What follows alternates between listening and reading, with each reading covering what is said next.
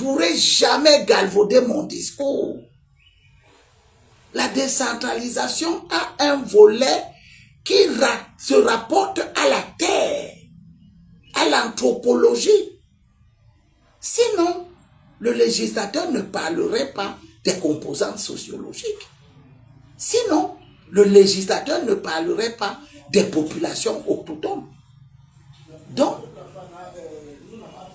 je ne comprends pas cette tournure de l'esprit que quelques esprits chagrins veulent vulgariser en disant nous payons les impôts. Même si vous cessez de payer les impôts à Douala, vous rentrez les payer dans vos régions, en l'occurrence l'Ouest, parce que ce sont les ressortissants de l'Ouest que je vois tenir ce petit discours dans les réseaux sociaux. Une partie des impôts que vous allez payer à l'Ouest va aider au développement de Bertois et vice-versa. Et ne pensez pas que si vous partez payer vos impôts à Bertois ou à l'Ouest, vous allez priver Douala de quelque chose. Non, vous ne priverez Douala de rien. Les acteurs économiques autochtones du littoral vont s'épanouir, comme je les appelle à s'épanouir. Ils ont toutes les capacités. Ils ont les capacités intellectuelles à créer des entreprises locales. Il n'y a rien qui empêche les Sawa de créer des entreprises. Ils ont toujours créé des entreprises. Ils ont toujours créé des entreprises avant qu'on ait ce désordre qui règne aujourd'hui dans le littoral et qui a son pendant politique que je dénonce. Je conclue cette vidéo en vous disant, sortez de ces a priori. Personne ne vous chasse. Et il n'y a pas mieux que les peuples écans et les peuples du littoral dans l'hospitalité.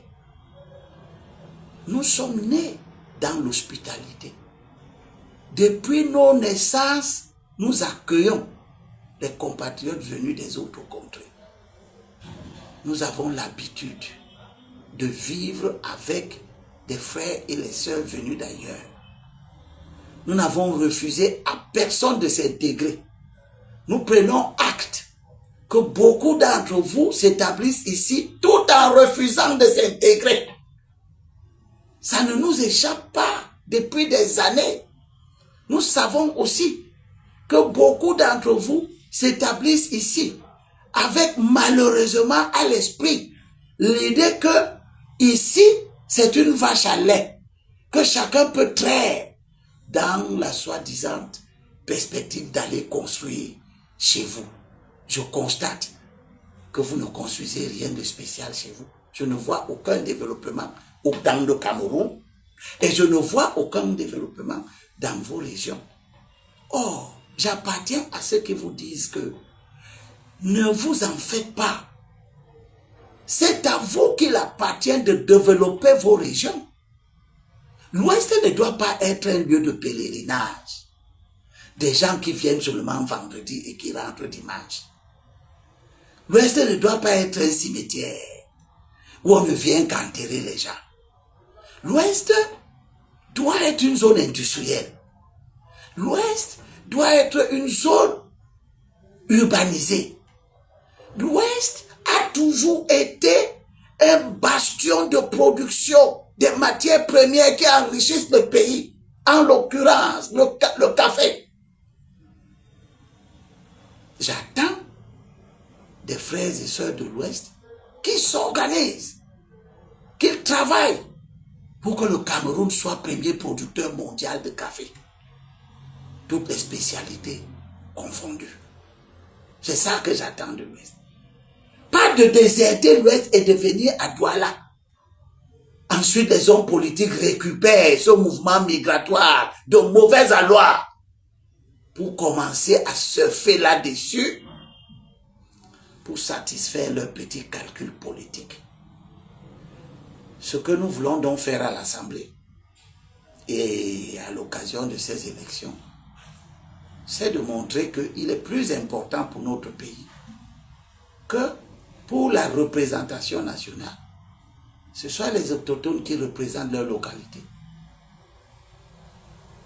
Et que, pour que le vote communautaire cesse de fonctionner, pour que les hommes politiques mal intentionnés cessent d'utiliser le vote communautaire comme un moyen de s'imposer aux populations autochtones, vaille que vaille, coûte que coûte, nous allons lutter à l'Assemblée pour qu'on améliore le code électoral en faisant en sorte que, aux élections locales, eh bien, chaque citoyen vote là où il est autochtone.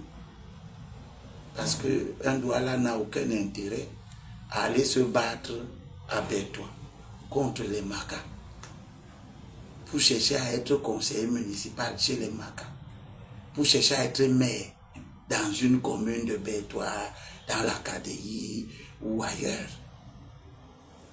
Ça sert à quoi? Ça ne veut rien dire. Donc nous allons traiter cette affaire. Nous allons régler cette affaire à l'occasion de ces élections.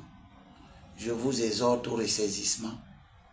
Je vous exhorte à ne pas être attaché aux privilèges indus. Chaque chose a un temps, nous disent les Saintes Écritures. Il y a eu un temps où des gens comme les Nietzsche, les Ngan, Isaac Paix à son âme, les Zongang et bien d'autres ont profité de ce désordre.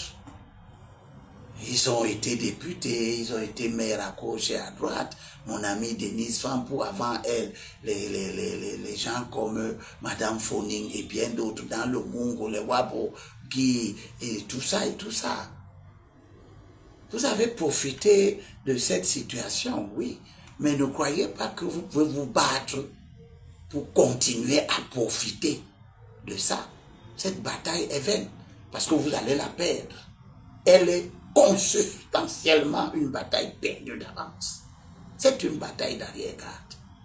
Vous n'avez pas à vous battre pour être maire à Douala.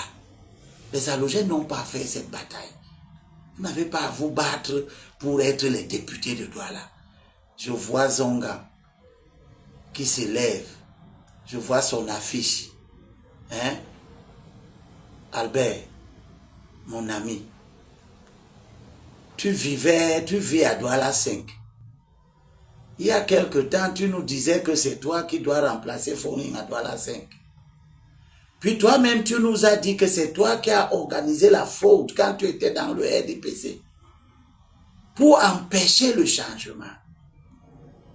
Maintenant, te voilà qui se bat pour le changement.